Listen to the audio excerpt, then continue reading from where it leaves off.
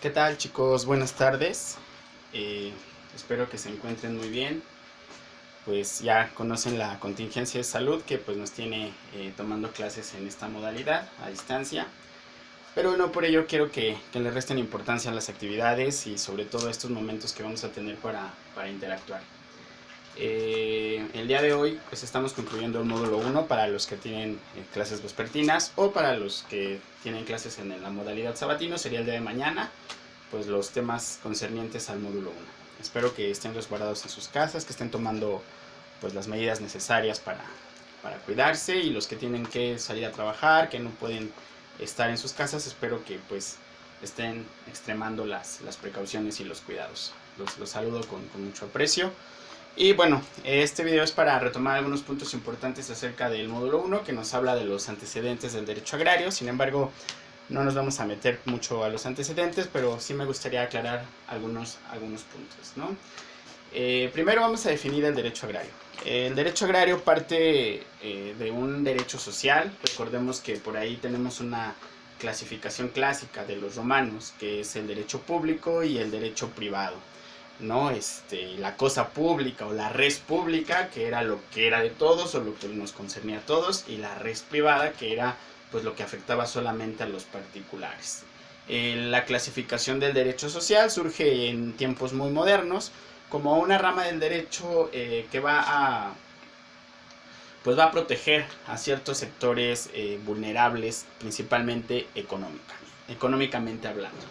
Así surge el derecho agrario como una rama del derecho que se va a encargar de regular la tenencia y la propiedad de la tierra entre los sujetos del derecho. ¿Qué es un sujeto del derecho? Bueno, sujeto del derecho es esta persona con capacidad jurídica que va a ser objetivo u objeto de recibir derechos y obligaciones por una norma específica. Así pues, en el derecho laboral tenemos al patrón, al trabajador. En el derecho civil tenemos pues los bienes, las sucesiones, la familia. En el derecho agrario tenemos ciertos elementos como la comunidad, el ejido, el ejidatario, el avecindado, etcétera, ¿no? Que ya por ahí tienen una actividad respecto a los sujetos del derecho. Entonces, bueno, avanzando con esto, el derecho agrario entonces sería la rama del derecho que pues va a regular la tenencia de la tierra respecto a los sujetos del derecho. ¿Ok? ¿Por qué es importante hacer una pequeña aclaración entre la tenencia? Bueno, recuerden que tanto la posesión como la propiedad son derechos reales, es decir, vínculos que se generan entre una persona y una cosa. ¿Ok? La posesión o la tenencia es diferente a la propiedad. Vamos a ver más adelante en este video que hay una gran diferencia. El derecho agrario regula la tenencia de la tierra y también la propiedad, pero principalmente la tenencia. ¿Ok? Es decir, tenencia, que lo tengo, que lo estoy poseyendo en ese momento, y la propiedad es un derecho real que no necesita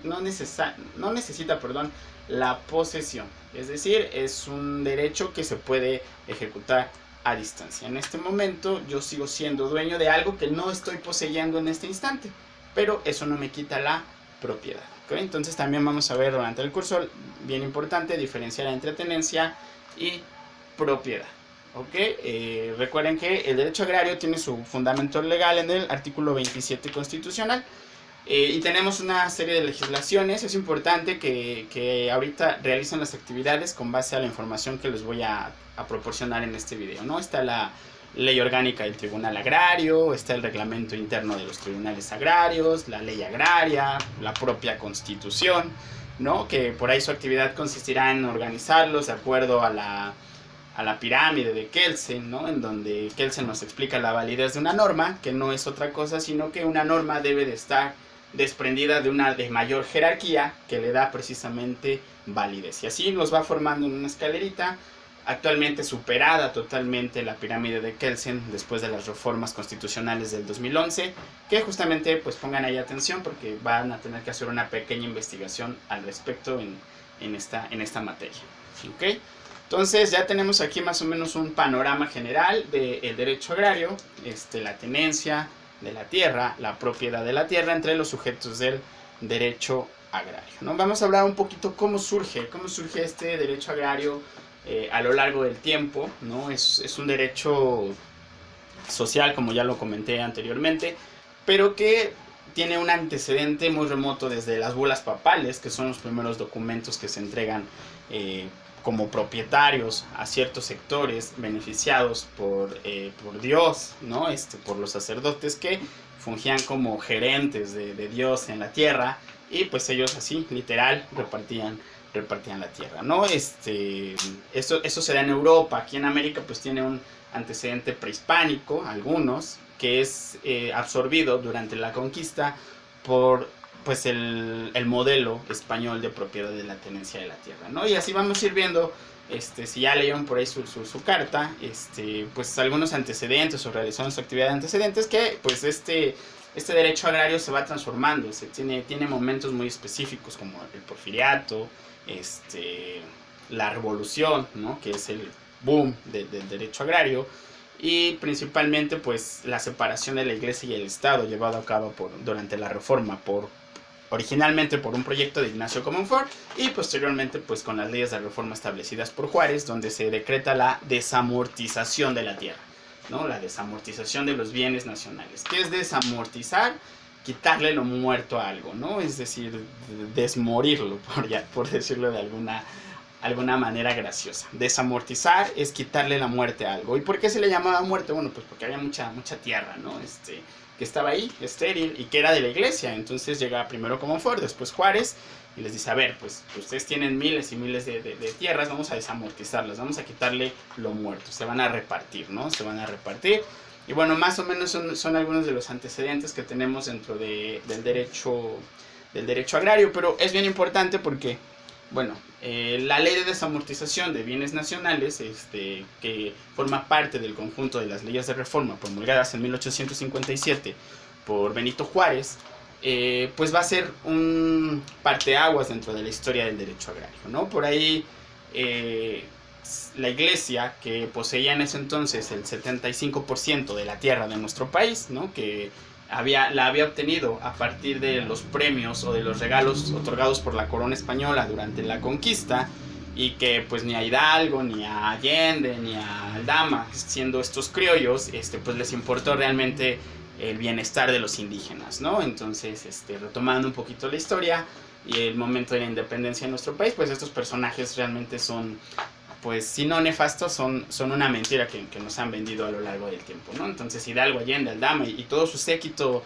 criollo, pues pues tenían beneficios propios, beneficios políticos, que van a dejar a un segundo, a un tercer término, pues el bienestar de los indígenas, ¿no? Quienes habían sido despojados de sus tierras durante la conquista, el negocio de la conquista, porque fue eso, un negocio para dos grupos principalmente: los conquistadores, es decir, el ejército español de la corona española, el ejército real, y para la Iglesia Católica, ¿no? Entonces, bajo estas dos premisas, pues México, o lo que en ese entonces se formó como la Nueva España, pues quedó en 3/4 partes en manos de la iglesia, ¿no? Y esto va a continuar aún después de la independencia. Uno de los momentos en que los indígenas o los campesinos han sufrido más, pues curiosamente no es ni tan siquiera en el dominio español, sino también durante la independencia bajo el dominio criollo, ¿no? También se da una explotación muy grande. Entonces, pues llega por ahí Juárez, y entonces pone este alto a este dominio de la tenencia y de la propiedad de la tierra por parte de la Iglesia Católica. Y aquí va a haber dos momentos bien importantes. El derecho agrario tiene como objetivo dos figuras, que pongan mucha atención. Una es restituir y la otra es dotar, ¿ok? ¿Qué diferencia podremos encontrar entre restituir y dotar? Ok, restituir, que viene de res, de cosa, y titus, que es regreso, es te regreso la cosa. Lo que era tuyo te lo devuelvo. Y dotar viene de dar, literal. Entonces, el derecho agrario, o la tenencia o propiedad de la tierra que surge del derecho agrario, se va a dar de dos formas bien importantes: restituir y dar, que más adelante va a ser muy necesario que lo entiendan, porque vamos a realizar también otra actividad respecto de este tema, ¿ok? Entonces, Recuerden, el derecho agrario tiene como base principal restituir y dar. ¿Dar qué? La tierra. ¿A quiénes? Pues restituir a quienes las tenían o dar a quienes nunca han tenido tierra. ¿Ok? Entonces, recuerden, según la escuela liberal económica y del siglo XVI, liberada por Adam Smith y los fisiócratas, pues dicen que la tierra es el origen de toda la riqueza, ¿no? Entonces, bajo esta perspectiva, podríamos hablar de que pues uno de los derechos fundamentales del ser humano sería poder ser propietario de la tierra. ¿Ok? Bien, entonces llega Juárez, separa o desamortiza los bienes de la iglesia, y con esto pues la iglesia católica pierde gran parte de las parcelas, de las hectáreas, ¿no? Aquí, bueno, medir la cantidad de tierras que tuvieron la iglesia durante la colonia o durante la Nueva España y posterior, pues es un poquito complicado porque el sistema decimal que nosotros conocemos, el sistema de medición, pues es un resultado de la Revolución Francesa en 1789, ¿no? La Revolución Industrial. Esto quiere decir que antes pues medían con varas o tiros de flecha, ¿no? Unas medidas muy chistosas que se tenían en el pasado para medir las extensiones de la tierra. Bien. Una vez que se da la reforma, el periodo de la reforma con Juárez, pues aparece quizás uno de los momentos más oscuros dentro de la historia y sobre todo para los campesinos y los indígenas, que es el porfiriato. El porfiriato, que es una etapa de explotación literal, de esclavitud disfrazada, y que va a poner pues hasta el final a los campesinos, ¿no? No se les quita su tierra, pero se les hace trabajar pues prácticamente hasta la muerte, y los beneficios que se obtienen de esta explotación laboral o de esta esclavitud disfrazada pues son en beneficio de una clase muy pequeña, una clase privilegiada, y clases pues extranjeras, ¿no? de burgueses extranjeros que eran los que se llevaban la ganancia. Y entonces viene el momento clave en la historia del derecho agrario, que es la revolución. ¿Okay? La revolución, que surge como ahí también una lucha de poderes bastante enredada, que no vamos a meternos mucho a platicar de eso, es una cuestión histórica. Sin embargo, hay dos puntos importantes: la revolución, que como resultado se crea la Constitución de 1917, y el artículo 27 constitucional, que surge con esta revolución, surge en esta Constitución como resultado de la lucha social, principalmente comandada por Emiliano Zapata, quien ya había estado repartiendo extensiones de tierra a los campesinos con su famosa frase: la tierra es de quien la trabaja, y su otro lema: tierra y libertad, ¿no? Entonces él empieza a repartir sin ningún tipo de reconocimiento por parte del Estado, pero pues ya los campesinos pues tenían su pedazo de tierra para trabajar, ¿no? Este es reconocido en el artículo 27 constitucional. Y no se va a llevar a cabo, si bien Carranza el 5 de febrero de 1917 promulga la Constitución ahí en Querétaro, pues esta famosa reforma agraria no se va a llevar a cabo sino hasta los años 30, por ahí a finales de la década de los 30, inicio de los 40, por parte de Lázaro Cárdenas, que es el presidente en nuestro país encargado de llevar a cabo la reforma y de aplicar la reforma agraria. A partir de aquí se crean una serie de legislaciones para establecer y sobre todo dictar los lineamientos que van a regir el derecho agrario, esta tenencia y esta propiedad de la tierra, ¿no? Y surgen así entonces dos figuras bien importantes. Estas figuras será el ejido y la comunidad. ¿Qué diferencia hay? Bueno, van a hacer una pequeña investigación entre un ejido y una comunidad. Prácticamente o jurídicamente hablando son lo mismo. La diferencia es su origen, ¿okay? El ejido es a quien se le restituyó, es decir, quien alguna vez tuvo tierra y por alguna cuestión de estas que comentamos hace un momento se le quitó y se le vuelve a dar, se formó un ejido. A quien nunca había poseído tierra, nunca había tenido tierra y se le da, entonces esta sería una comunidad. Entonces por ahí tendrán un ejercicio, hacer una diferencia entre el ejido y la comunidad, ¿ok? Porque el ejido es una cuestión bien importante. Con esto vamos a cerrar el diálogo. ¿Ok? El ejido es una extensión de tierra con una personalidad jurídica reconocida por parte del Estado. Es como una sociedad mercantil o una asociación civil. El ejido y sus ejidatarios forman parte de la personalidad jurídica de nuestro país, es decir, de las personas morales. Pero ¿por qué son tan importantes? Quizás aquí en donde nosotros nos encontramos, pues no es tan común encontrar ejidos. En la zona de la Ciudad de México, todavía la zona de Tláhuac o Milpalta, hay unas zonas ejidales. Aquí en Ecatepec todavía, pues por ahí, en el Estado de México en general, en Ecatepec, pues todavía encontramos algunas zonas regidas por el ejido, pero siempre la gente a veces dice, es que todavía son ejidos, pero ¿qué tiene un ejido? Ok, vamos a explicar y con esto cerraríamos pues nuestros antecedentes, nuestro módulo 1, y les dejaré aquí abajo la descripción de las actividades que tendrán que realizar. Bien, la propiedad, como ya lo habíamos platicado, pues surge desde Roma. Los romanos, que aparte eran los non ultra plus, es decir, el romano se creía superior, ¿no? Se creía especial. Para el romano, lo hemos comentado en algunas clases, el romano y el norteamericano en la actualidad, el estadounidense, tienen algo en común, ¿no? Es decir, a diferencia de otros países, a diferencia de quizás el latino, el norteamericano se enorgullece de su patria, de su suelo, y donde va lo presume, ¿no? Es decir, donde se para un norteamericano, te hace saber que es norteamericano, que es estadounidense, pues que nació en Estados Unidos y que se siente orgulloso de ello. El romano era algo muy parecido a lo que hoy es el norteamericano, es decir, el romano presumía su ciudadanía, ¿no? Donde iba, recuerden que el Imperio Romano no solamente abarcó lo que hoy es Italia, sino abarcó todo lo que hoy conocemos como Europa, parte del norte de África e incluso parte de la zona balcánica, donde empieza Asia. Todo eso abarcó el Imperio Romano en algún momento de la historia. Entonces el romano, donde se paraba, decía, pues yo nací en Roma, ¿no? Yo soy romano, soy ciudadano romano, y pues dividían los derechos, esos tecnicismos de derechos, era un derecho para el romano y un derecho para el no romano, no el esclavo, sino el que no era romano, era libre, tenía derechos, pero no era romano. Dentro de esta clasificación y especialización del derecho que hacen los romanos, se crea la propiedad, y la propiedad la dividía en dos, la propiedad pública y la propiedad privada. ¿Okay? Ya vimos qué es la cosa pública, la res pública, de donde viene nuestro sistema de gobierno, una república, lo que es de todos, ¿okay? Y que tiene básicamente tres características: es inalienable, inembargable e imprescriptible. ¿Okay? Y las voy a explicar rápidamente, que no tendría por qué, porque son conceptos que ustedes ya deben de manejar. Sin embargo, pues los voy a explicar rápidamente. ¿Qué quiere decir que son inalienables? No se pueden transmitir, ¿okay? No se pueden vender, no se pueden negociar, no se pueden hacer grabar, no se pueden donar, ¿ok? Imprescriptible, que no prescribe, ¿no? Recuerden que la prescripción es la pérdida o la adquisición de un derecho por el simple paso del tiempo. Inembargable, pues obviamente, como su nombre lo dice, no se pueden embargar como garantía del cumplimiento de una obligación posterior.